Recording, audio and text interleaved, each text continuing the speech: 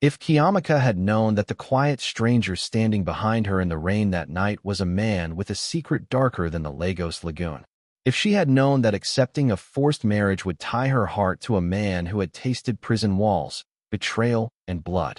If she had known that beneath his silent eyes hid a billionaire empire waiting for the right woman to uncover it, she would have still walked into that fate, because sometimes destiny does not ask for permission. It chooses you. And when it chooses, there is no turning back.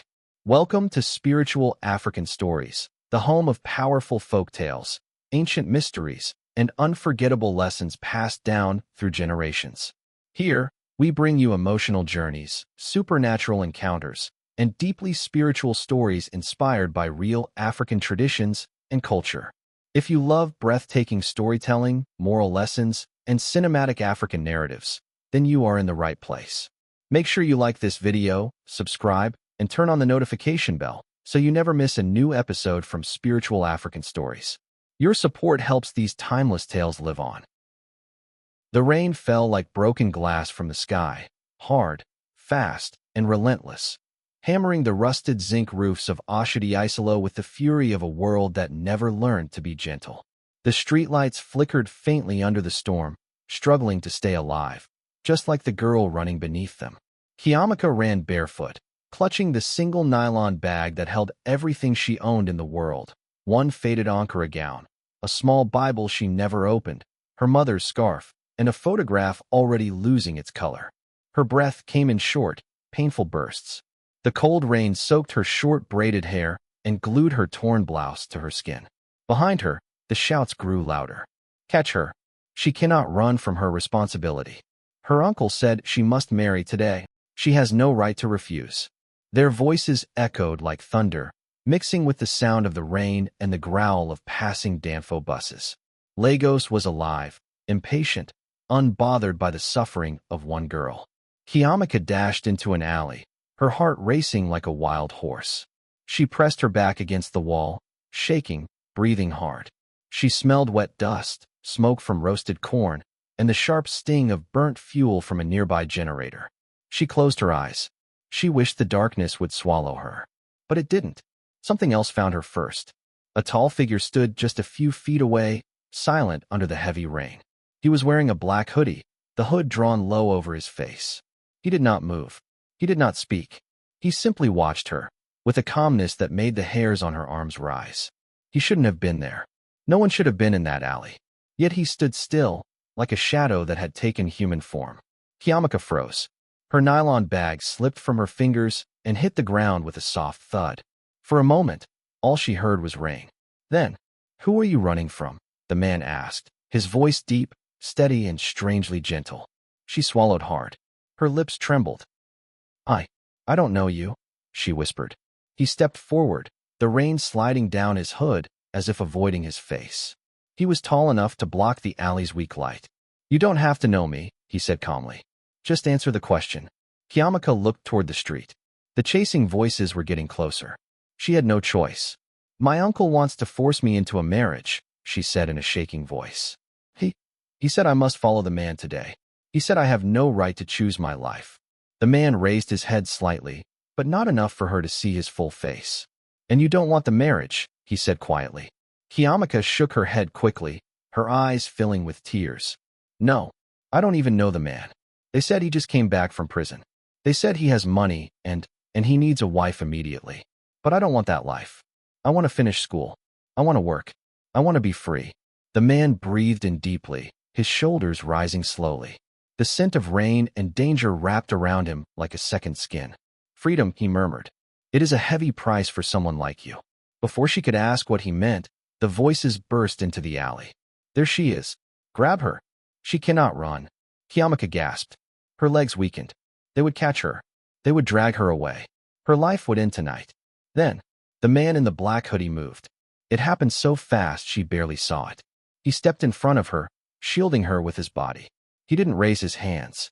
He didn't shout. He simply stood still, like a wall carved from stone. Her pursuers hesitated. Something about him, his height, his silence, his presence, made them freeze. "Who are you?" one of her uncle's men demanded. The hooded man did not reply.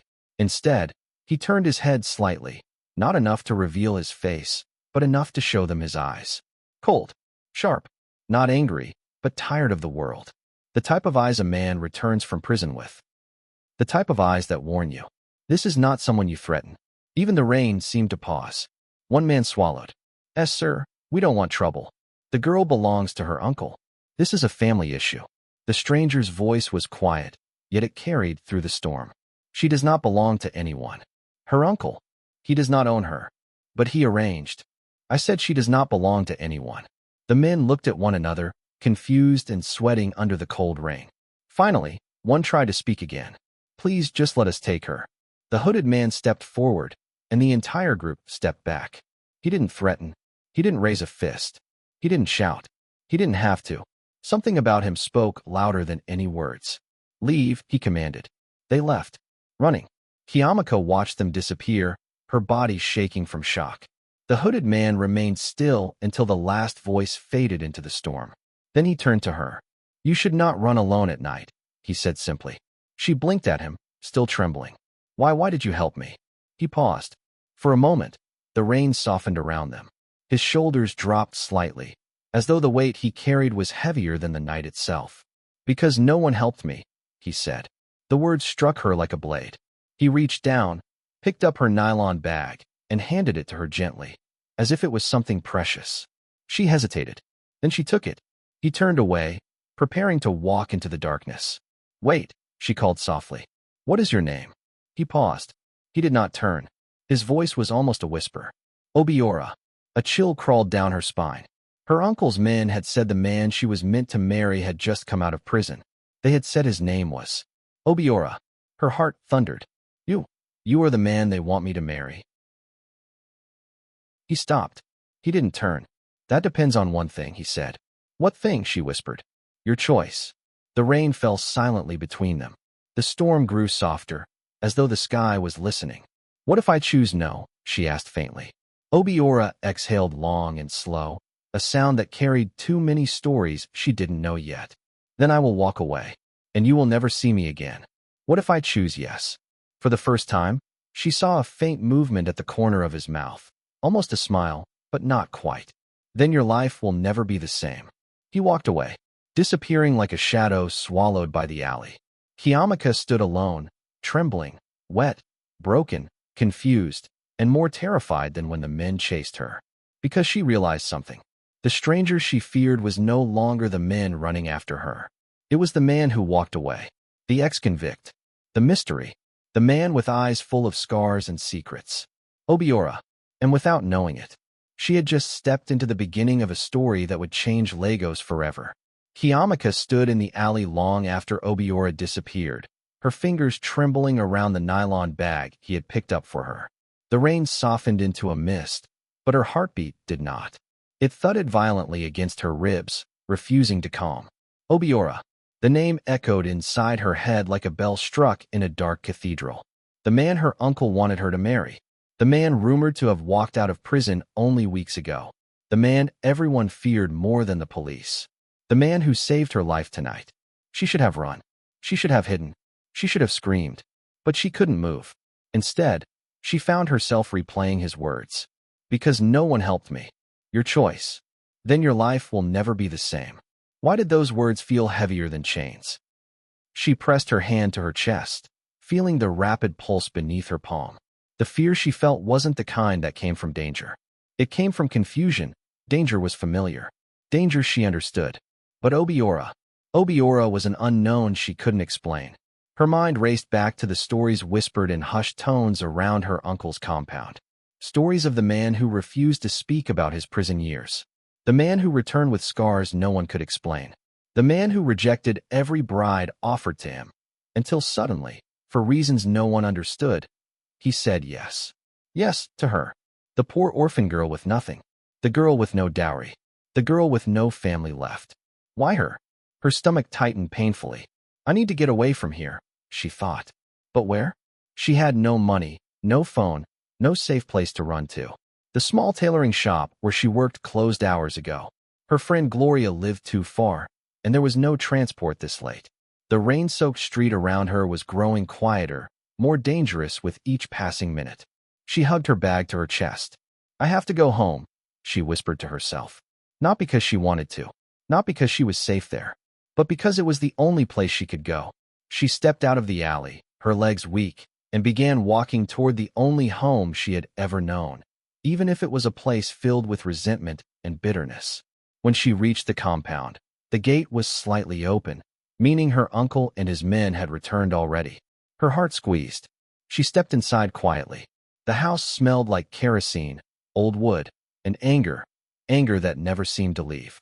Before she could take another step, her aunt, Neka, appeared in the corridor. Neka's expression was sharp enough to cut through the thick night air. You foolish girl, she hissed. Where did you run to? Cheamaka froze. Ani, you want to disgrace this family? Neka stepped closer, her wrapper tied tightly, her scarf crooked from rushing. Do you know how many people your uncle gathered to look for you? Do you want to kill us with shame? She was trembling now, not from fear of Neka, but from the memory of the alley, the strangers, and the man who stepped between life and danger for her. Ani, please. I don't want to marry that man, she said in a trembling voice. I want to live my life. Before she could finish, Neka raised her hand and struck her sharply across the face. The sound echoed. You have no life. Neka snapped. You live here because of our pity. You eat our food. You sleep under our roof. Who are you to reject a man who wants to marry you? He just came out of prison, Cheamaka whispered, tears mixing with rainwater on her cheeks. And so what? Neka hissed. Did he kill anyone? Did he rob anyone? Even if he did, at least he has money. At least he accepted you. Do you think good men are waiting for you? An orphan with nothing. Cheamaka swallowed painfully. Tears burned her eyes, but she held them back. You will marry Obiora, Neka continued harshly. Your uncle has decided. My uncle does not own me, Cheamaka said quietly. Neka's eyes widened. So you have grown wings, eh? Your uncle fed you since you were a child. He paid your school fees. He used me as a housemaid, Cheamaka whispered. And he always reminded me that I had no one. A sudden silence fell between them. Neka took a deep breath, then pointed toward the small room at the back of the house. Go inside, she said coldly. Your uncle will decide what to do with you in the morning. Cheamaka lowered her head and walked to her room, her cheeks still throbbing from the slap. The wooden door creaked as she pushed it open. It was small, just a mattress on the floor, 2 dresses hanging on the wall, and a cracked window. She closed the door behind her and finally let her tears fall. She cried quietly, clutching her mother's old scarf. I don't want this, she whispered to the silence. I don't want this life. Outside her window, a heavy shadow moved briefly. She didn't see it. She didn't hear it. But someone was watching the house from the street. Someone tall. Someone silent. Someone in a black hoodie. Obiora. Across the road, Obiora leaned against a broken streetlight, the hood over his head, rain dripping from his sleeves. He watched the house with the calmness of a man who had learned to survive fire without flinching. His breath was slow, his heartbeat steady, his eyes unblinking. He hadn't followed her home for possession or bitterness. He followed her because danger never ends where it begins. And he knew this night was not over. He reached into his pocket and pulled out a small metal keychain. Simple, old, scratched. He ran a thumb over it slowly, as if touching a memory. They will try to force her, he murmured. Everyone always forces the weak. His jaw tightened. Not again. Not this time. He slipped the keychain back into his pocket and turned, disappearing into the night. No one knew where he went. No one knew who he truly was. No one knew the storm walking quietly in Lagos. But soon they would. When Cheamaka woke the next morning, her throat was dry and her eyes were swollen. Sunlight pushed weakly through the cracked window. She sat up slowly, hugging her knees. Today would be worse. Today her uncle would try again. Today her life would be decided. She took a slow breath and stood. Voices drifted from the living room.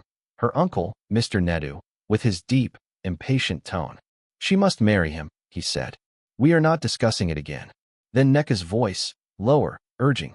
What if she runs again? She won't, Mr. Nedu said. Obiora said he will come today. Cheamaka froze. Her heart dropped into her stomach. Obiora is coming here? Her legs trembled so badly she had to hold the wall for support. She dressed slowly, her mind spinning. When she entered the living room, her uncle turned to her. He was a tall man with a thinning hairline and eyes that always looked disappointed. "Sit down," he ordered. She obeyed quietly. He studied her face, her swollen eyes, her pale expression. "You will not embarrass us again," he said sharply. "Obiora sent a message that he is coming by noon. When he arrives, you will greet him properly. You will accept him with respect. You will not utter nonsense again. Do you hear me?" Cheamaka swallowed hard. She wanted to scream. She wanted to run. She wanted to disappear. But all she said was, "Yes, sir." Her uncle nodded, satisfied. Noon came faster than she hoped. The compound grew quiet. Too quiet. Even the neighbors felt the tension. Doors closed. Eyes watched from windows. Rumors about Obiora had traveled faster than truth. At exactly 12 o'clock noon, a sleek black SUV stopped in front of the compound gate. It wasn't shiny. It wasn't flashy. It wasn't new. But it was intimidating. The engine went silent. The door opened. Obiora stepped out, not in the hoodie from last night, but in a simple dark shirt and black trousers. He looked clean, quiet, dangerous. Not because he tried to look dangerous, but because he didn't. His eyes scanned the compound, calm and observant. Mr. Nedu rushed forward nervously. "Obiora, you are welcome. Please come in." Obiora nodded once, slow and controlled. He entered the compound, his steps steady. Then his eyes met Cheamaka's. Time slowed. Her breath caught. Her heart pounded. He looked exactly the same, except now she could see his face clearly. A scar along his jaw, a bruise fading beneath his left eye, a stillness in his expression that held too many buried stories. He spoke softly. "Cheamaka." Her name and his voice felt like a weight placed gently in her hands. Unexpected, heavy, and dangerous. Mr. Nedu smiled awkwardly. "Please sit. Let us discuss the marriage." Obiora did not sit. Instead, he looked directly at Cheamaka. "Do you want to marry me?" he asked quietly. The room froze. Neka gasped. Mr. Nedu stiffened. Cheamaka's breath trembled. This was not how it was supposed to go. He wasn't supposed to ask her. He was supposed to accept her by force. But Obiora's eyes did not leave hers. He repeated, slower. "Do you want to marry me?" Her uncle snapped. "Why are you asking her that?" Obiora raised one hand gently, just one, and her uncle fell silent immediately. Cheamaka swallowed hard. She remembered the alley, the rain, his calmness, his quiet warning, and she knew something else. If she said yes, her life would change in ways she could not imagine. If she said no, he would leave forever, and she would be left with her uncle's anger. Her lips trembled.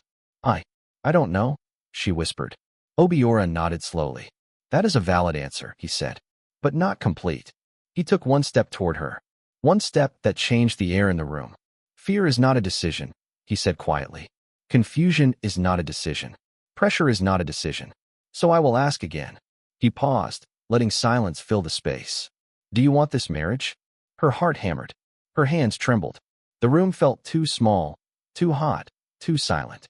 Then, a loud knock hit the gate. Boom, boom, boom. Everyone jumped. Obiora slowly turned toward the sound. Mr. Nedu frowned. "Who was that?" Another set of sharp knocks. Boom, boom. Then a voice shouted from outside. "Open this gate. Police." Cheamaka's blood went cold. Neka gasped and grabbed her wrapper. Obiora's expression did not change. He simply lowered his eyes and whispered only one word. "Finally." The room froze. The air seemed to thicken. Even the humid Lagos sun, attempting to creep through the cracks in the corrugated roof, seemed to pause, waiting. Cheamaka's heart pounded violently, the rhythm echoing the sharp knocking at the gate. The sound had changed. It was no longer timid, no longer polite. It was forceful, urgent, and demanded attention. Boom, boom, boom. "Police," the voice repeated, now unmistakable, rough with authority. Mr. Nedu's face drained of color. His hands trembled slightly as he fumbled toward the gate. This cannot be," he muttered. Obiora's gaze remained steady, locked onto Cheamaka. Calm, controlled, like the eye of a hurricane. Who are they really?" Neka whispered, clutching her chest. Obiora did not answer immediately. He took a single measured step toward the window, his dark eyes scanning the street outside. Through the streaks of rain, he saw uniforms, badges glinting under the weak sunlight, and the shadow of a waiting vehicle with flashing lights. Lagos police rarely knock politely, he said softly, almost to himself. This is not routine. Cheamaka felt her stomach tighten. Her fingers dug into her nylon bag. The rain-soaked memories of last night, the alley, the shadow, the sudden protection, clashed violently with the fear she now felt. What do we do? She whispered, turning toward Obiora, desperation in her voice. Obiora's gaze finally returned to her. There was a quiet intensity that made her knees weaken. He knelt slightly to meet her eye level. Do not be afraid. Not yet. Not of this. What does that mean? She asked, her voice trembling. It means, he began slowly, his tone deliberate and unervingly calm, that everything you fear about today is only a shadow of the truth. And truth, Cheamaka, truth is heavier than fear. Before she could respond, the gate rattled violently. The lock was tested, twisted, and broken within seconds. Metal screeched, echoing like a warning. Mr. Nettis stepped back, hands shaking, as the gate splintered inward. The first uniformed officer appeared, face stern, gun visible, eyes sharp. Behind him, 3 more moved with precision, their gaze scanning the compound like predators. Open the door, the lead officer barked. We have a warrant. Obiora did not move immediately. Instead, he studied the intruders with a calm precision that unsettled everyone in the room. Then, slowly, deliberately, he stepped forward. May I ask, on whose authority? He said, voice quiet yet carrying the weight of command. The officer hesitated, taken aback by the presence of a man who radiated confidence without raising a hand. Warrant for Obiora. Namdi. Suspected involvement in organized crime. Alleged possession of illicit assets and fraud. Cheamaka's head spun. Obiora? Crime? Fraud? The man who saved her? The same man who had offered her a choice in the alley? Obiora's jaw tightened. His eyes, dark and piercing, flicked toward Cheamaka. Cheamaka, he said softly, stay close to me. Do not speak unless I tell you to. No sudden moves. Understand? Yes, she whispered. The officer stepped forward, baton tapping against the ground. Step aside. Obiora raised a hand, not in surrender, but in a measured warning. Step outside first, he said calmly. Alone. I will join you shortly. The officer glanced back at his team, confused. A tense silence hung between the men and the man in the black trousers and shirt. Then, slowly, they stepped aside, leaving the compound center open. Obiora turned toward Cheamaka. Lock the doors. Secure the windows. Do exactly as I say. One mistake, and he let the sentence hang, unspoken, but the implication was clear. Cheamaka nodded, fumbling toward the door, heart pounding like a drum in a festival. Her hands shook as she bolted the locks and pushed furniture against the windows. Each movement felt surreal. She was acting under instructions from the very man everyone said she was supposed to marry, a man who might be considered dangerous by the city, by the law, and now by reality itself. Obiora moved to the center of the room. The officers outside were now fully prepared, their guns drawn, voices coordinated. Yet Obiora did not flinch. Not once. Cheamaka, he said quietly, almost as a confession, you need to know something before this day ends. Everything you think you know is only a fraction of the truth. She swallowed hard. What truth? Obiora's eyes darkened. The truth is that the life you've been pushed into, the life that seems forced, it has only one outcome if left unchecked. Your choices, your freedom, your safety, they all depend on what you are about to witness. Cheamaka's fingers tightened around her mother's scarf. I don't understand. You will, Obiora replied, his gaze flicking toward the broken gate. But first, he paused, then slowly lifted his hand toward the compound's main entrance. We need to welcome them properly. Before Cheamaka could react, the officers pushed inside. Obiora did not move. He let them advance, his presence commanding even without aggression. The lead officer spoke, voice sharp, Obiora Namdi, you are under arrest. And that was when Obiora moved. Not violently, not recklessly, but with the quiet precision of a man trained for survival. In one fluid motion, he stepped toward the officers, placing a hand on the lead officer's chest. The effect was immediate. The man's stance faltered, hesitation spreading like fire. Obiora's voice, calm yet cutting, whispered just enough to freeze the room. Do not take another step forward. The officers stopped, guns aimed but trembling. Obiora's eyes did not waver. Cheamaka, standing behind him, felt the surge of power that radiated off him, a presence that told her he is more than what the world fears him to be. For a moment, the tension was unbearable. Outside, rain fell steadily, masking the silence inside the compound. Then Obiora spoke again, directing his gaze at Cheamaka. Come.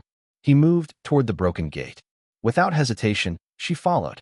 Every step felt like a descent into a world she had never imagined, a world where danger, wealth, and mystery collided. As they reached the gate, the lead officer took a careful step forward. Step aside. This is official. Obiora didn't argue. He simply opened his palms, showing nothing, and said, You want to fight, or do you want the truth? The officer froze. The air was taut with electricity.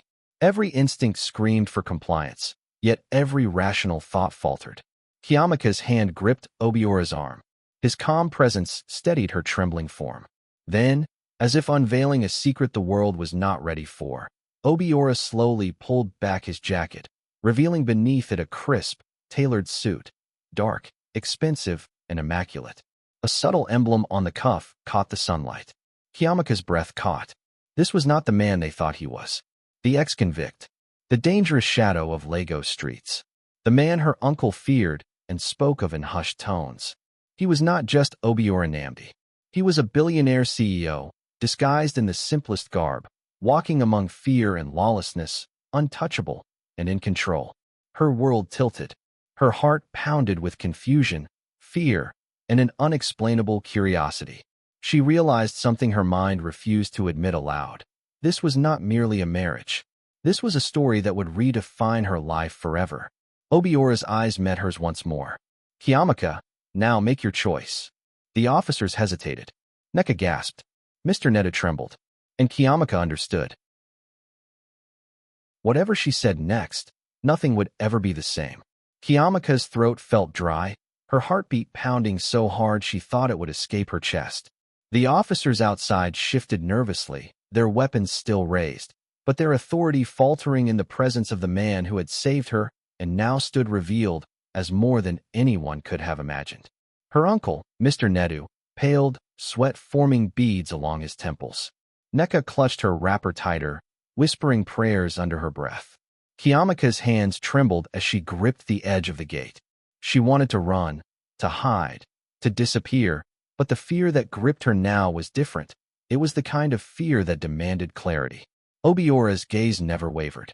Calm, unwavering, absolute. It was a presence that made the chaos around them, the shouting officers, her trembling uncle, the relentless Lagos rain, feel distant, as though the world had shrunk to the small space between them. Cheamaka, he said, his voice a low, deliberate rumble. Look at me. Her legs forced her eyes upward. His dark eyes held hers, steady, compelling.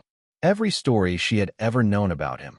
The prison rumors, the whispers in the market, the warnings of neighbors. All of it collapsed into the stark truth she was seeing now. This was a man in complete control. Not because of fear, not because of violence, not because of law, but because he was himself, and nothing else mattered. Do you want this marriage? He asked again. The weight of the question pressed down on her like Lagos heat in July. It was no longer about her uncle's authority or the rumors of his past. It was about her, about choice, about survival, about life she hadn't realized she craved until now. She swallowed hard, her mind racing. Could she trust him? Could she step forward into a world she barely understood, a man whose life was as dangerous as it was compelling? And then she remembered the alley, the rain, the hand he had extended to her, offering protection when no one else would. The calm certainty in his voice. The promise, unspoken but clear, your life is yours to decide. Her trembling fingers loosened from the gate. Her voice, small but firm, finally broke through the tension. Yes, she whispered. Obiora's expression softened, not with warmth, exactly, but with something heavier, acknowledgement, recognition, and the subtle release of a burden he had carried for years. Yes, he repeated quietly, not to her, but to the air. as though affirming a truth long kept hidden. Immediately, the room's tension shifted. The officers outside, still unsure, lowered their weapons slightly. The lead officer cleared his throat, taking a step back. "Sir, this changes things?" he asked cautiously. Obiora nodded slowly, his eyes never leaving Cheamaka's. "It changes everything," he said. "But not for me. For her." Mr. Nedu stumbled forward, disbelief etched in every line of his face. "Wait," she said. "Yes." Without knowing, without seeing, without fear, Obiora interrupted gently. His voice carried authority, yet it was not harsh. "Because fear is never the path to freedom. She made her choice. That is enough." Neka's lips trembled. For a moment, the sharp edges of her anger seemed to soften. She looked at Cheamaka, this fragile, orphan girl who had just found her voice. And, despite herself, she felt a grudging respect. Obiora moved toward the broken gate.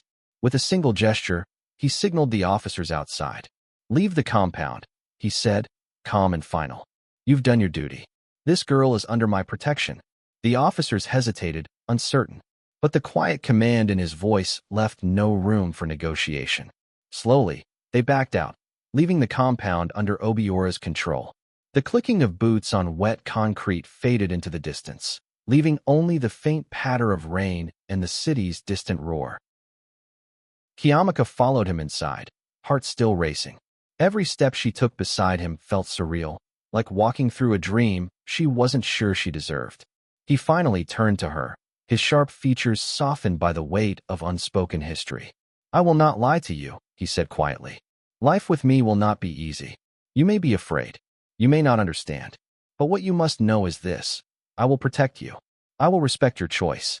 And above all," he paused, letting the words sink, "I will never make a decision for you again." Her lips parted.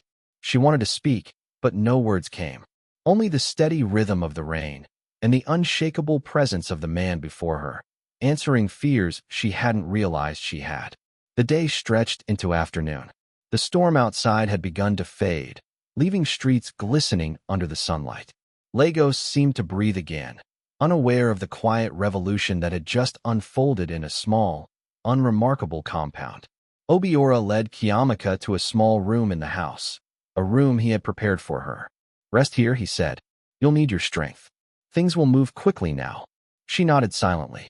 Every fiber of her being screamed with anticipation, fear, and a strange exhilaration. She realized that this was more than a marriage. This was the beginning of a story that would challenge everything she thought she knew, about family, about trust, about love, about betrayal, and about power. Obiora left the room briefly, returning with a simple breakfast. As they ate together, Cheamaka noticed the quiet dignity in his movements, the way he handled each action with precision, even in such mundane tasks. It was a small glimpse into a life she had never imagined.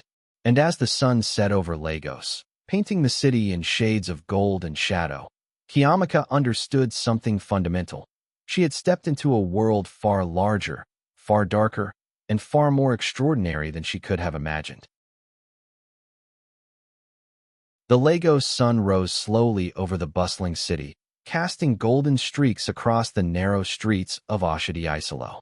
Yet, inside the modest compound, the light fell gently on Cheamaka's face, revealing eyes wide with both fear and curiosity. The events of the previous day replayed endlessly in her mind.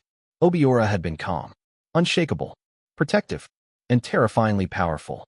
Her heartbeat had not yet returned to normal. Every glance at him reminded her of the storm in the alley, the broken gate, and the moment she had said yes. A simple word, a single choice, yet it had already transformed the boundaries of her world. She rose from the small mattress, careful not to disturb the neatly folded clothes Obiora had arranged for her. The room, modest but clean, hinted at a life of understated order, a stark contrast to the chaos she had known her entire life. Every corner reflected precision, control, and silent power. She wondered, briefly, what the world outside her uncle's compound would look like with Obiora by her side. The thought was thrilling and frightening. Obiora had already prepared breakfast by the time she emerged. The aroma of fresh bread, eggs, and roasted plantains filled the room, oddly grounding after the tumult of the night before. He moved with quiet efficiency, setting plates and cups with deliberate care. Sit, he said gently. Eat. You'll need your strength today. Cheamaka obeyed, taking the seat opposite him. She picked at the food, unsure if her appetite would return. Obiora watched silently, his eyes sharp yet patient, as if measuring her every reaction. Obiora, she finally said, her voice hesitant. Why did you help me last night? You could have let them drag me anywhere. Hurt me. Force me. He leaned back slightly, folding his hands over the table. Because, he said slowly, I've walked through that same fear before. I've felt powerless, trapped, at the mercy of people who claim to know what's best for you. I promised myself I would never watch someone else endure that when I could intervene. Cheamaka studied him, captivated by the calm authority in his voice. But, you're dangerous, aren't you? Everyone says. Obiora smiled faintly, almost imperceptibly. Dangerous is a matter of perspective. To those who misunderstand me, perhaps. To those I choose to protect, I am simply what is necessary. Her stomach tightened. She realized she did not fully understand him. Not his past, not his presence, not his power. Yet she trusted him. Against every instinct she had learned in a life of survival, she trusted him. You must understand, he continued. Today will not be simple. There are truths you are not yet ready to know. But I will reveal them, step by step. If you stay by my side, you must be prepared. Cheamaka nodded slowly, a mixture of fear and excitement stirring inside her. I will try. But I'm scared. That is expected, Obiora said quietly. Courage is not the absence of fear, it is action despite it. By mid-morning, Obiora had arranged transportation. A sleek, black SUV waited outside the compound. Cheamaka noticed the understated elegance of the vehicle, its tinted windows concealing the interior.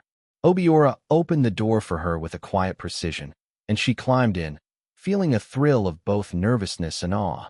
As they drove through Lagos, the city revealed itself in layers she had never seen. The streets were alive with energy, the air thick with exhaust, and the chatter of street vendors. Yet, under the chaos, there was also rhythm, a pulse that seemed to match her racing heart. Obiora did not speak at first. He drove with measured focus, his eyes scanning every intersection, every passing pedestrian, every vehicle. Cheamaka stole glances at him, noticing the subtle power in his posture, the calm confidence in his every gesture. Finally, she asked the question she could no longer hold back. Where are we going? Obiora's eyes remained on the road. Somewhere you need to see. To understand. Cheamaka frowned. Understand what? He glanced at her briefly, his expression unreadable.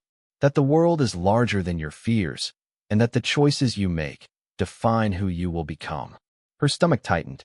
The cryptic nature of his words made her uneasy. And yet, she felt a strange certainty that she was about to witness something extraordinary. After a tense drive through Lagos traffic, they arrived at a tall, modern building in Victoria Island.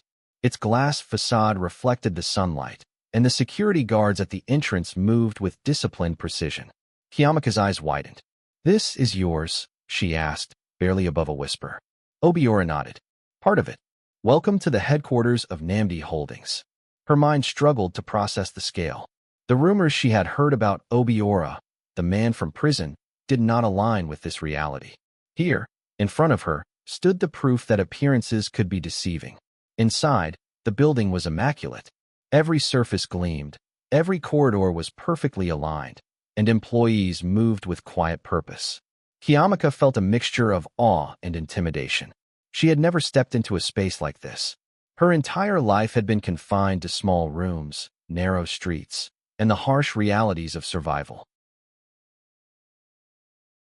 Obiora led her through the main floor, introducing her subtly to his staff. The employees, dressed in sharp business attire, glanced at Cheamaka curiously but respectfully. None dared speak without invitation. The air smelled of polished wood, coffee, and ambition. This is, Cheamaka began, but words failed her. Yes, Obiora said softly. This is my world. And now, in a way, it is yours too. But you must understand, the world outside your uncle's control is not free from danger. Power carries responsibility, and wealth attracts enemies. Cheamaka nodded, her heart pounding.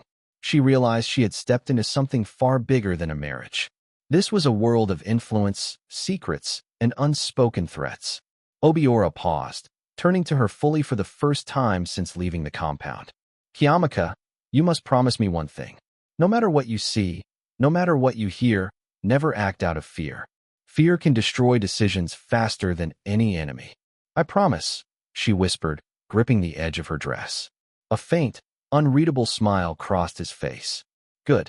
You may be an orphan, Cheamaka, but you are not powerless. And now, you are part of a story that will demand courage you have never known. As they reached the corner office overlooking Victoria Island, Obiora paused and gestured toward the bustling city below. Cheamaka could see the Lagos lagoon glistening in the morning sun, and the waves of boats crossing the water seemed to move in silent rhythm with the city. Then, without warning, a phone rang on Obiora's desk. He picked it up smoothly. His expression darkened almost instantly. They are moving faster than anticipated, he said quietly. His voice was controlled, but the weight behind it sent a chill through Cheamaka. No mistakes. She must not be involved yet. I will handle it. Cheamaka's pulse quickened. Obiora, what is happening? He looked at her, eyes sharp. Enemies are always watching. Not everyone will accept that a girl like you is under my protection. But that is not for you to fear. Not yet. She felt a mix of adrenaline and confusion. Her life had shifted overnight, from survival on the streets to entangled in a web of power, danger, and secrets she barely understood. And Obiora, the man she was meant to marry, was at the center of it all. Cheamaka's hands trembled slightly as she followed Obiora toward the panoramic office overlooking Victoria Island. The city sprawled endlessly beneath them, a network of roads, rivers, and buildings that seemed to pulse with life. Lagos felt alive in a way she had never noticed before, raw, untamed, and relentless. Obiora moved with silent authority, opening a hidden side door that led to a private elevator. We need to talk in a place where no one can interrupt, he said softly, yet every word carried weight. The elevator descended smoothly, the hum of machinery almost imperceptible. Cheamaka noticed that Obiora did not speak for the entire ride, his hands folded calmly behind him. She tried to read him, but the calm mask he wore made it impossible to guess his thoughts. Finally, the elevator doors opened onto a vast underground floor. The room was enormous, almost cathedral-like, with glass walls revealing a high-tech operations center. Screens flickered with real-time data, stock markets, security feeds, and maps dotted with markers. Cheamaka froze. This is safe. Obiora completed her sentence. And necessary.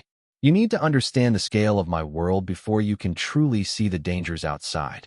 Her eyes widened as he gestured for her to sit at a small glass table. Here, he said, you will learn to see things differently. Knowledge is protection. Cheamaka's mind raced. She had imagined wealth. Yes, but this was something else entirely. It wasn't just money. It was information, power, control, and it was terrifying. Obiora poured 2 cups of tea and handed one to Cheamaka. The steam rose gently, filling the quiet room with warmth. He sat across from her, his eyes scanning her face carefully. Cheamaka, he began, you agreed to marry me. That means you are choosing to trust me, at least in part. But trust is not blind. You will need to understand me, my world, and the threats we face. Only then can you make informed decisions. Cheamaka nodded, trying to steady her voice. I want to understand. I don't know where to start. Obiora smiled faintly. Then we start with reality. There are people who will see you as a weakness. They do not care about your innocence or courage. They see opportunity. They will test you, manipulate you, and, if left unchecked, destroy what you care about. Her heart raced. Enemies? Already. Always, he said simply. Power attracts both respect and danger. But the first lesson is simple. Observe before reacting. Fear clouds judgment. Control your response. He gestured toward a screen showing the city. See those red markers? They are potential threats, business rivals, political opponents, even individuals with grudges from years past. Some know me, some don't, but all are watching. Cheamaka's hands tightened around her cup. The gravity of the situation settled heavily on her shoulders. For the first time, she realized that her choice was not just about marriage. It was about survival in a world far larger and more dangerous than the alleyways she knew. Obiora led her through the screens, explaining the subtle signals of danger, how to read people's intentions, and how to navigate conversations that could turn deadly. He was patient but precise, correcting every assumption she made, every question she asked. Hours passed. Cheamaka's mind was overwhelmed, yet a strange exhilaration took root. For the first time in her life, she felt a sense of purpose beyond survival. "You are learning fast," Obiora said after a pause, his eyes never leaving her. "But speed without understanding is useless. Absorb everything, question nothing until you can see patterns. This is how you protect yourself and the people who matter." Cheamaka nodded, determined to rise to the challenge. She realized that the orphan girl everyone dismissed was no longer who she would be. With Obiora's guidance, she would be more than a survivor. She would be a participant in a world of strategy, power, and control. Late afternoon, a notification pinged on one of the screens. Obiora's brow furrowed as he read the message. "They are closer than I thought," he muttered. Cheamaka leaned forward. "Who?" Obiora did not answer immediately. Instead, he tapped rapidly on a keyboard, pulling up surveillance footage from around Lagos.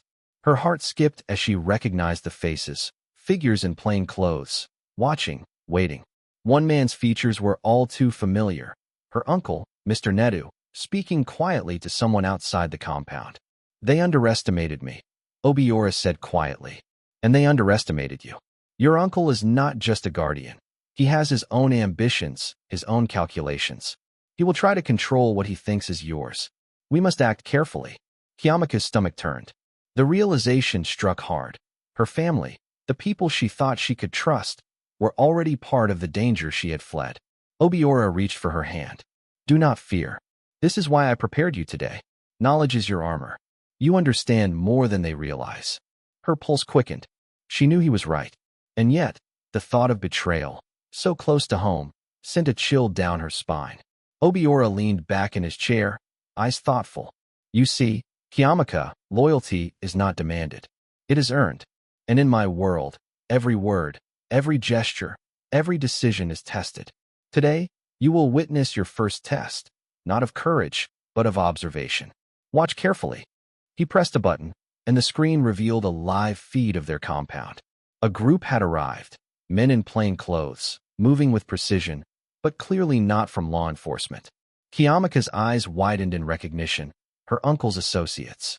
"They are not here for celebration," Obiora said. "They are here for control. Watch how they operate." For the next hour, Cheamaka observed quietly. She noted the subtle cues, the way they communicated without words, how they approached the house, the coded gestures. Obiora explained each movement, each pattern, each indication of motive. By the end, Cheamaka realized she understood far more than she had anticipated. The orphan who had once feared every shadow now recognized threats with clarity. And Obiora's presence gave her confidence, a strange but powerful shield she had never known. As the day faded into evening, Lagos lights beginning to glitter across the lagoon, Obiora turned to her. "You did well today," he said quietly. "You may not realize it, but you are no longer just a girl surviving. You are becoming someone capable of standing in my world." Cheamaka's lips trembled. I never imagined this life. I just wanted freedom, a chance to live." Obiora smiled faintly. "And now you have it. But freedom carries responsibility, and danger is always near. Remember this, Cheamaka. Power is meaningless without vigilance, and trust is the most dangerous currency." Cheamaka nodded, her heart swelling with both fear and exhilaration. She had chosen this path, and there was no turning back. The city outside shimmered, indifferent to the small yet powerful shift in two lives inside a quiet, hidden room. Obiora's gaze lingered on her. "Tomorrow, your education continues. And soon, Cheamaka, you will make a choice that will define more than your life. You will define our future." Cheamaka swallowed hard, the weight of his words settling like iron in her chest. She understood now. This was only the beginning. The night fell over Lagos, rain returning in gentle drizzles, as if the city itself sensed the storm brewing in the lives of an orphan girl and a man whose power was unmatched. Outside, The sounds of traffic, market cries, and distant waves continued. But inside, a new story of love, trust, and betrayal had begun. And it would not wait. The night deepened over Lagos, painting the city in shadows and neon glimmers. From the high-tech floor of Namdi Holdings, the sprawling metropolis seemed calm, unaware of the subtle storm brewing in the lives of two people hidden in a world of secrets, wealth, and danger. Obiora's gaze never left the monitors. Cheamaka stood beside him, quietly absorbing every movement, every coded gesture, every hint of danger streaming from the cameras and live feeds. For hours, she watched in silence, realizing how little she had known about the world beyond her uncle's streets. Then, a soft beep drew their attention to a private screen, one that Obiora had kept off until this moment. He pressed a button, and a live feed displayed a familiar figure. Mr. Nedu, Cheamaka's uncle, speaking in low tones to men she had never seen before. "They're planning something," Obiora said quietly, his voice steady but carrying an undercurrent of anger. "They think that by controlling you, they can leverage my position, my empire. But they underestimate us." Cheamaka's hands clenched. Her uncle, the man she had looked to for family, for protection, was involved in schemes against her, against Obiora? Her world tilted. Why would he do that?" she whispered, disbelief in her voice. "Ambition and fear," Obiora said simply. "Fear that you, an orphan, could belong to someone like me. Ambition that drives men to make choices they would never have imagined if guided by morality." Cheamaka's stomach turned. She had spent years surviving on the streets, learning who to trust, who to fear. Yet she had never imagined betrayal could come from someone she called family. Obiora turned to her, his eyes piercing. "Tonight, you will learn that survival is not enough. You must anticipate, strategize, and act. The lessons you learn now will determine how you live tomorrow." Without warning, Obiora tapped a series of commands on a tablet. A map of Lagos lit up on the screens, showing multiple routes and clusters of red dots. "These are our enemies," he said. "You will see them in real time. They are testing our defenses, probing weaknesses. Your task is to observe." Cheamaka's eyes widened. "Observe." "Yes," Obiora replied. "You are part of this now. You must see patterns, understand intentions, and report. This is your first test in the world you chose. Mistakes are costly." For hours, they watched. Cheamaka noted the subtle signs. Two men on motorcycles lingering too long near the compound. A sedan parked unusually close to the gate. Coded messages exchanged with gestures. She realized she could anticipate their moves before Obiora even spoke. "You see clearly," Obiora said quietly, a rare note of approval in his voice. "Good. You are learning faster than I expected." The validation sent a thrill through Cheamaka. For the first time, she felt more than an orphan. She felt capable, powerful, dangerous, but in a controlled way, alongside Obiora. As night deepened, a sudden alert flashed on the screens. Red markers blazed closer to their compound, fast-moving, coordinated. Obiora's jaw tightened. "They're moving in," he said calmly, almost too calmly. Cheamaka's pulse accelerated. "Who? How? What?" "They've realized the old ways won't work," Obiora said. "They want results immediately. They've underestimated me, and you." Within moments, live footage showed vehicles circling the compound, shadows slipping through narrow alleys. Obiora's calm precision did not waver. "Cheamaka, stay close. Watch and learn." She followed silently, gripping his sleeve. Her heart raced, but she trusted him completely. The same man who had saved her in the alley now orchestrated a defensive strategy that seemed impossible in its elegance. Obiora typed quickly, coordinating guards, sending coded messages to trusted allies, and adjusting camera angles. The red markers shifted on the map. The intruders paused, confused, frustrated, waiting for an opening that would never come. Cheamaka marveled at his composure. How? How do you stay so calm?" she whispered. "Because fear accomplishes nothing," he replied. "Only action matters. And knowledge is power." Suddenly, one of the intruders slipped past a perimeter sensor and entered the compound. The screens showed a man climbing the wall, a shadow moving too fast to intercept physically. Obiora didn't panic.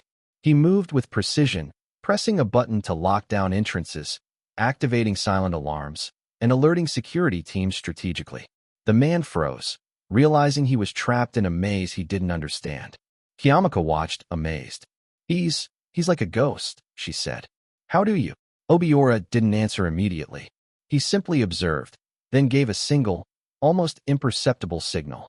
Security converged, surrounding the intruder. Within minutes, he was disarmed, restrained, and under control.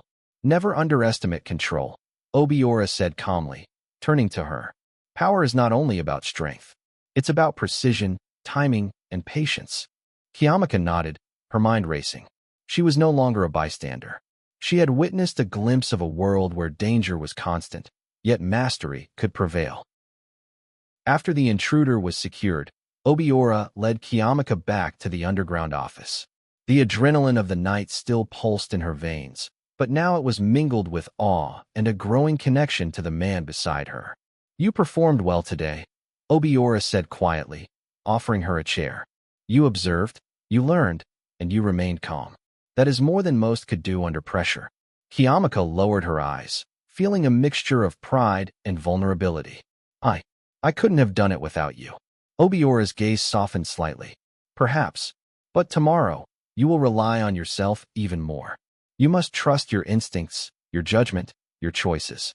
That is the beginning of power, Cheamaka. She nodded, feeling the weight of his words. She realized that her journey was not just about survival.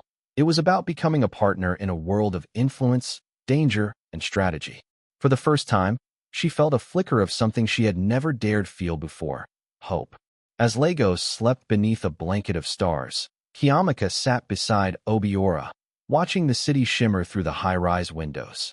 The lights reflected in her eyes, mirroring a mixture of fear, excitement, and determination. Obiora placed a hand on hers, not a possessive gesture, but a grounding one. Tomorrow, the stakes will rise, he said. And soon, Cheamaka, you will face decisions that test loyalty, love, and trust. But tonight, remember what you learned. Courage is action, power is knowledge, and trust is earned, not given. Cheamaka nodded, gripping his hand lightly. She understood now. Her life had changed irrevocably. She was no longer just a poor orphan girl. She was part of a world that demanded vigilance, courage, and a heart capable of navigating both love and danger. The rain returned, light and gentle, tapping against the glass as Lagos whispered its secrets below. Inside, two lives intertwined, one steeped in mystery, power, and danger, the other ready to learn, to survive, and perhaps to love. And somewhere in the city, shadows moved, waiting. For every lesson learned, a new threat would rise. For every choice made, a consequence awaited. The morning air in Lagos was thick with heat and the lingering scent of overnight rain. The city seemed to hum with a restless energy, cars honking, street vendors shouting, and the distant wail of sirens echoing through narrow streets. But above all the chaos, within the sanctuary of Namdi Holdings, a quieter storm brewed, a storm of secrets, choices, and consequences. Cheamaka woke to the soft golden light filtering through the tall windows. The events of the previous day replayed in her mind like a film. Her first glimpse into Obiora's empire, the intruder at the compound, and the lessons in observation, trust, and courage. She felt both exhilarated and exhausted. Obiora was already awake, moving silently through the office floor below. She could hear the subtle hum of computers and the faint tapping of keyboards as employees began their day. Even in this quiet, she could sense his control, the almost imperceptible power he radiated. She rose and dressed, careful not to disturb the order of her room, and descended the stairs toward the main floor, where Obiora had prepared breakfast for them. Obiora's presence was calm, but commanding as she entered the breakfast room. He gestured for her to sit, his sharp eyes scanning her face as if measuring her readiness for the challenges ahead. "Good morning," he said softly. "Sleep well." Cheamaka nodded, though the tension in her shoulders betrayed her exhaustion. "I think so, though I keep replaying yesterday. Everything you showed me. The intruder, the screens, the maps." Obiora's gaze did not waver. "Those lessons are only the beginning. Today, you will see another side of this world. One that tests loyalty, challenges trust, and reveals the true intentions of those closest to you. Her stomach tightened. She had begun to suspect the tension surrounding her uncle, but she had no idea just how far the betrayal might reach. Your uncle, Obiora said quietly, is more involved than you think. He believes he can influence outcomes without consequence. He underestimates both me and you. Cheamaka's hands tightened around her cup. What does that mean? What is he planning? Obiora did not answer immediately. Instead, he pressed a small device on the table. A video feed appeared, grainy but clear, showing Mr. Nedu speaking to a group of men. Cheamaka's eyes widened as she recognized the gestures, the hidden signals she had begun to understand.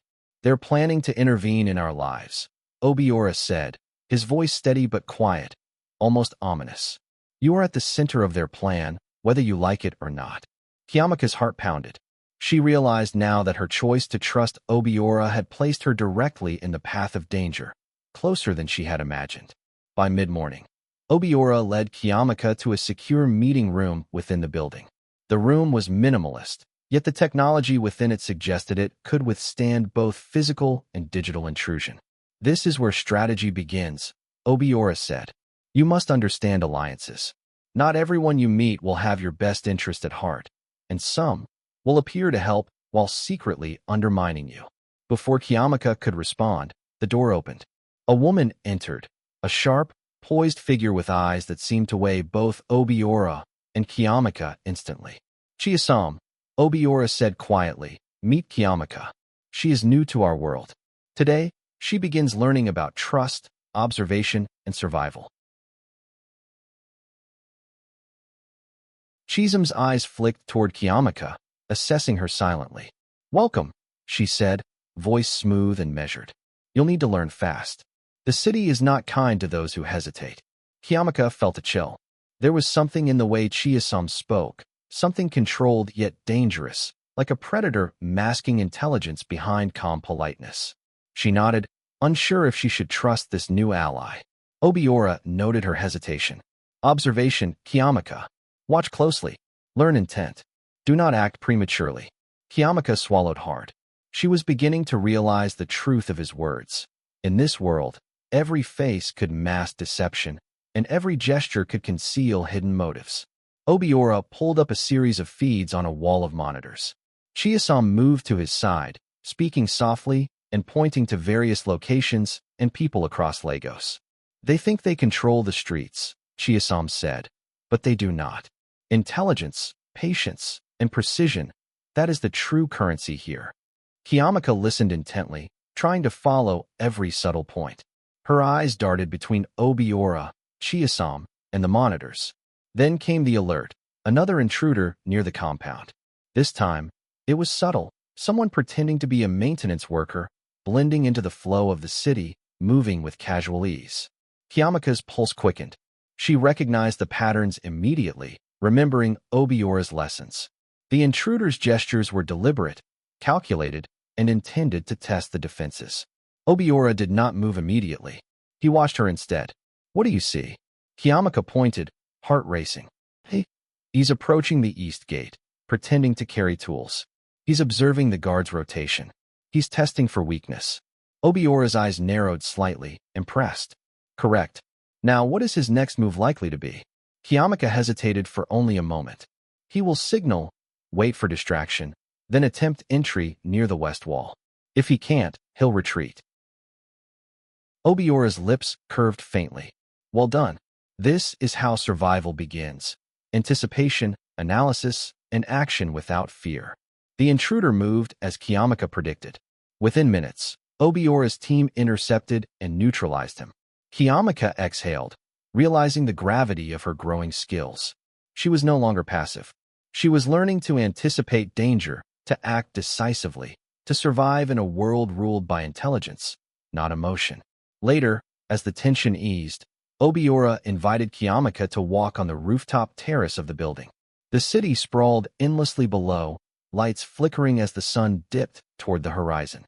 You did well today, Obiora said, his tone quiet but firm. You are learning faster than I expected. Cheamaka looked at him, her mind still racing from the events of the day. I'm scared, she admitted.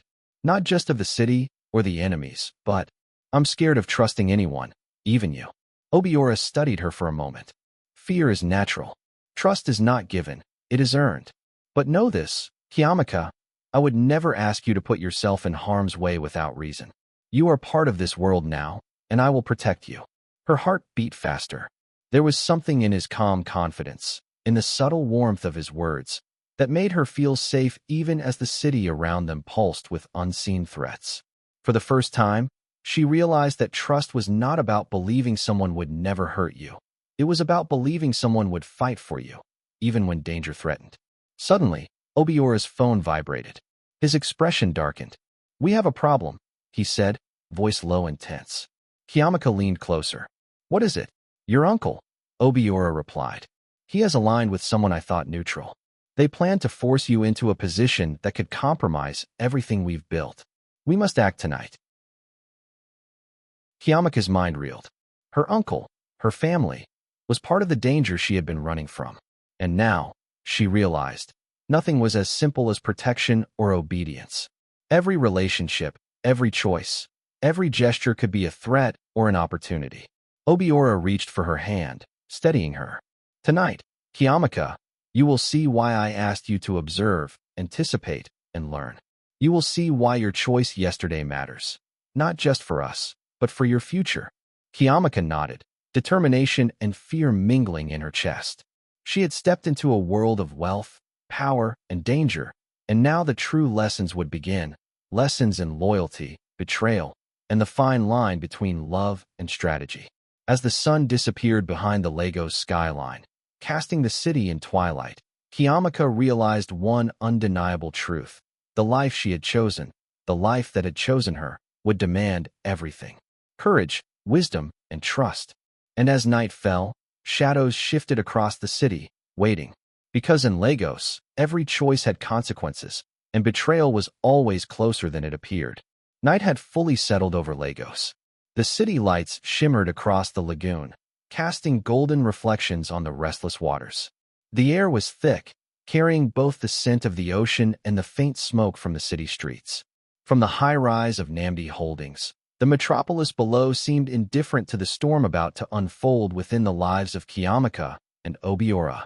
Cheamaka stood at the edge of the rooftop terrace, her heart pounding, her mind replaying every lesson, every choice, every danger she had encountered in the last 3 days.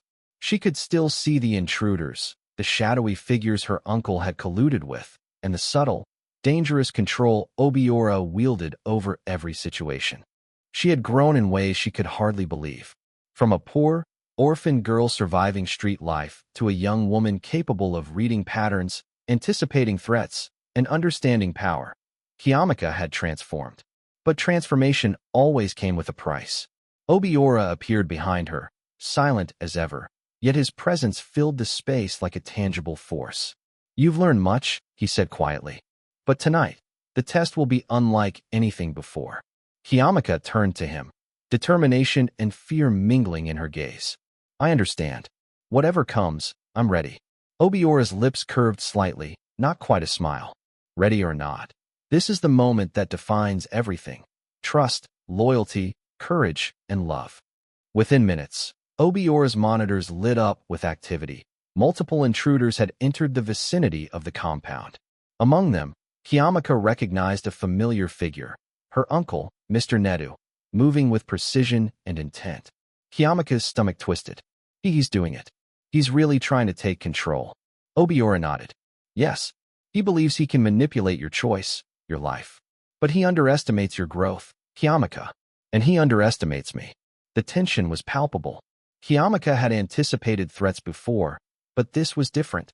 This was family, trust violated, the very foundation of her past colliding with the future she had begun to build with Obiora. Obiora tapped on his tablet, coordinating teams, activating defenses, and tracking movements.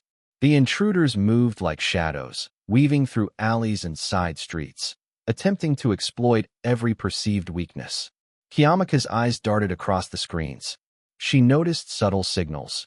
Her uncle had aligned with men Obiora had thought neutral. The betrayal cut deep, but she did not flinch. "I see it," she said firmly. "He's testing the east perimeter, waiting for distraction, And there, he signals his accomplices near the west gate. Obiora's eyes softened, a rare glimmer of pride. Exactly. Now we move. And you will be part of this action. Cheamaka's pulse raced. She realized that this moment was not just about survival. It was about asserting herself, about proving that she had grown into a partner capable of navigating danger alongside Obiora. By the time they reached the compound, the intruders were attempting a coordinated breach. Obiora moved with calm precision, issuing orders with quiet authority. Cheamaka followed closely, observing patterns, anticipating moves, and alerting Obiora to subtle shifts she had learned to detect. The first confrontation was swift. Security teams intercepted 2 men near the east gate, while Cheamaka signaled another team to block escape routes. Within minutes, chaos turned to control, confusion giving way to order. Then, the most tense moment arrived. Cheamaka's uncle, Mr. Nedu, came face-to-face with Obiora in the courtyard. The tension between them was palpable, a collision of power, greed, and betrayal. You, Mr. Nedu spat, anger and fear mingling in his voice. You think you can control her, control me? Obiora stepped forward, calm but imposing. I don't think, Nedu. I know. And your attempts to manipulate her will end tonight.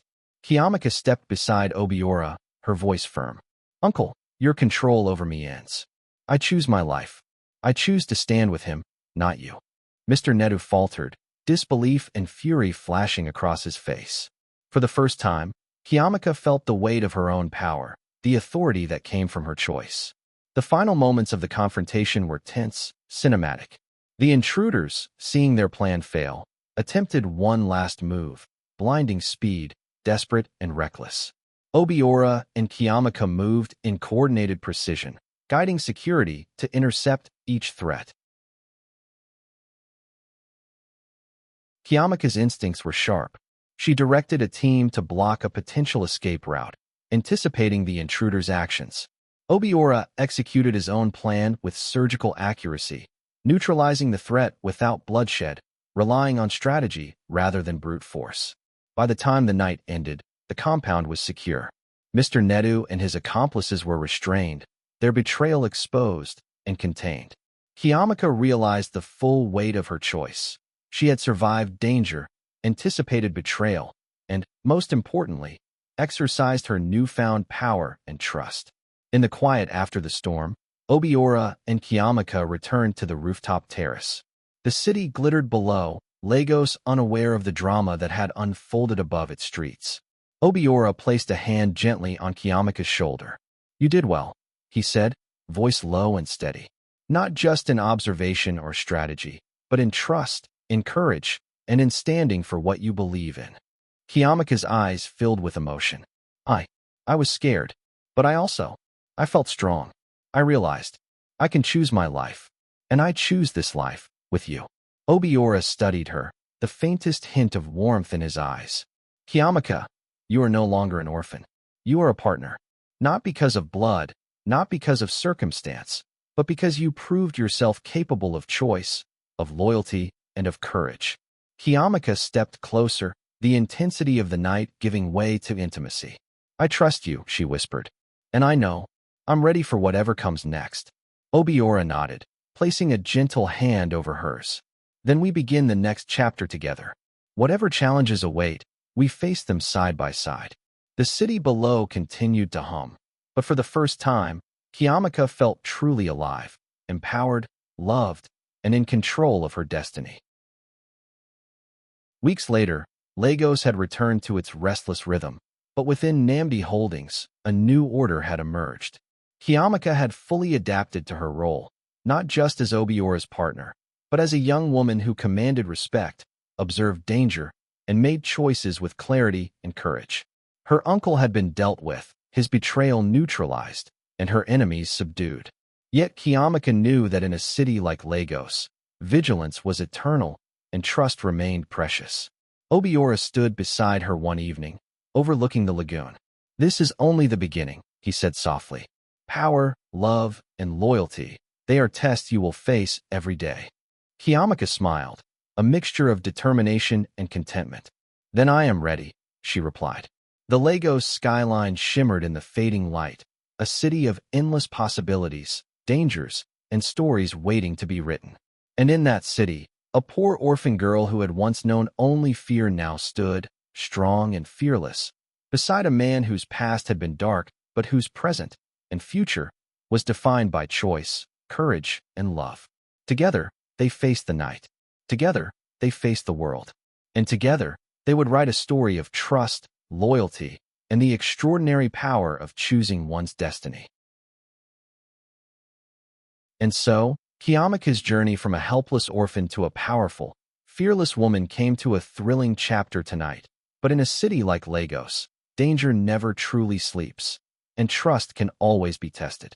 What would you do if you were in Cheamaka's shoes? Could you face betrayal, survive the shadows, and still find love where you least expect it? If you were captivated by Cheamaka's courage and Obiora's secrets, smash that like button and subscribe now so you never miss the next suspenseful African folktale. Comment below, which character shocked you the most, and who do you trust more, Cheamaka or Obiora? Share this story with friends who love drama, suspense, and unexpected twists. And don't forget to hit the notification bell so you're first to uncover the next jaw-dropping tale. Tell us, if you were Cheamaka, would you have trusted Obiora despite knowing his dangerous past? Let's see who would survive the streets of Lagos, and who wouldn't.